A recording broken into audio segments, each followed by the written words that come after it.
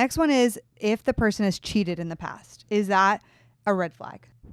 I mean, did we talk about this? Together? Yeah. Yeah. We did? Yeah. Did I ask you if you ever cheated? I don't remember. Is it a red flag if someone doesn't ever tell you that they cheated? I don't think it's a red flag if they don't. Like offer it up voluntarily? No, I don't think so. So you're saying that you need to ask the question, and if they answer yes. Yep. You should ask a question. Oh, so you should always ask. Yeah. At what point? Not till you're in a serious relationship, in my opinion.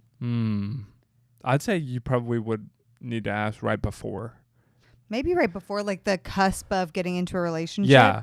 So, okay, but is it a red flag? Question, is it a red flag? I think for sure it is something that you need to evaluate. Right. Is it a deal breaker? Well, I think it probably depends. Tell me what it depends on. Wow, yes, a follow-up question. Yeah, I know you wanted to say something, didn't you? I would say, and you took a note on this, which I liked. You got to get so curious. I'd say remove all maybe anger, frustration, any kind of like personal, especially negative emotion.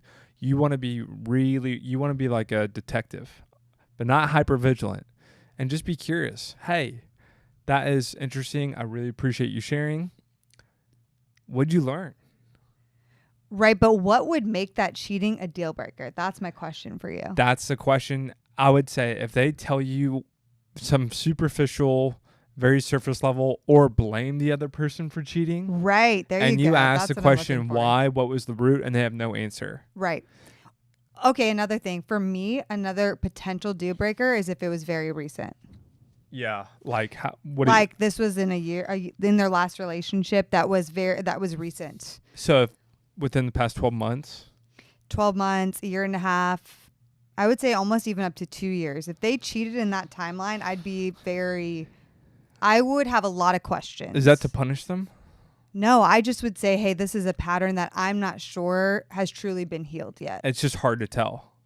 Yeah. No one wants to be the first one to to test it out, right? I mean, yeah. And so but now. I do like that answer, though. Mm-hmm. Sorry to cut you off. No, that's okay. Because here's one thing that is not really paraded or talked about out loud very much is, if we're being honest, you're going to be tempted in engagement, marriage, relationship, date. Like, the temptation is guaranteed. So if I'm looking at a partner who's already demonstrated, especially not just internally in their thought life, but externally in their decision making, that they're susceptible to committing, what's the word?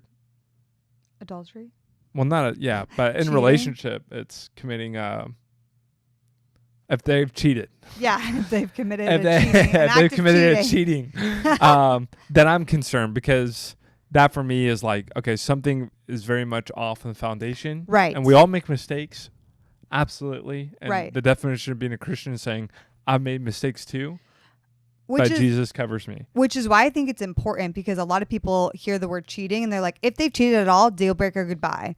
And I don't think that reflects the gospel and the picture of the gospel, because Jesus doesn't look at us and say, you've cheated, you're completely eliminated from all these things, right? So I think you shouldn't eliminate them by the fact that they've cheated. You should ask a lot of questions, and there are factors in their answers that might be a deal breaker. Yes. How long ago was it? Are they justifying it? Has this been a one-time thing or consistent multiple patterns in multiple relationships? That's another one we should say. Yeah. If that's a consistent pattern that they haven't truly healed, I'd be like, yeah, if they've cheated, it's two things.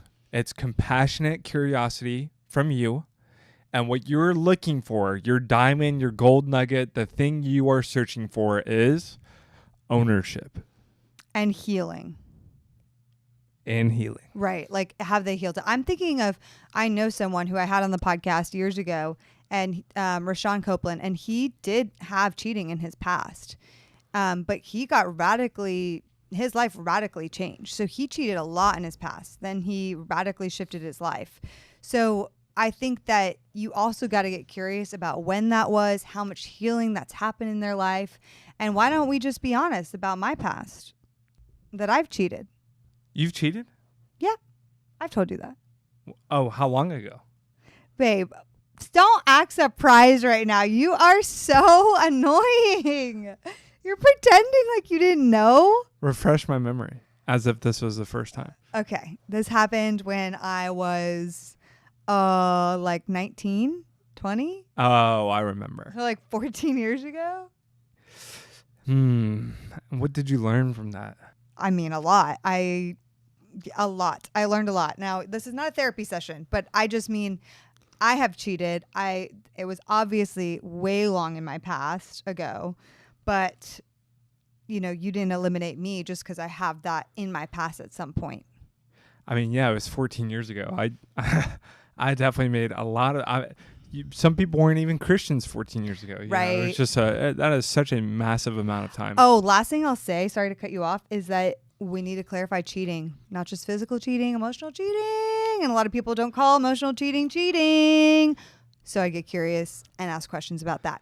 Let's go to the next red last flag. question on that. Yes. Give me the strictest definition of emotional cheating. They're having an emotional relationship with somebody of the opposite gender while they are in a committed relationship with you. So, what about a same-sex gender emotional No, that's affair? no emotion. I mean, unless they are same-sex attracted. Could it be a hyper-emotional No, relationship JJ, with someone? emotional cheating is they are talking to girls. Let's say I'm in a relationship with a guy. They're talking to girls behind your back. They're flirting, getting very emotionally honest and open with them. They're either having phone calls with them, lots of long conversations. They're complimenting them. They're sharing they're even like leaning on each other for the ins and outs of issues in the relationship. The worst part about emotional cheating, though, is if the other person doesn't know that you as the girlfriend or a boyfriend exist. Yeah, I think that's, yeah. And this person's like forming an emotional relationship with you. And that's Okay. happened to me many times.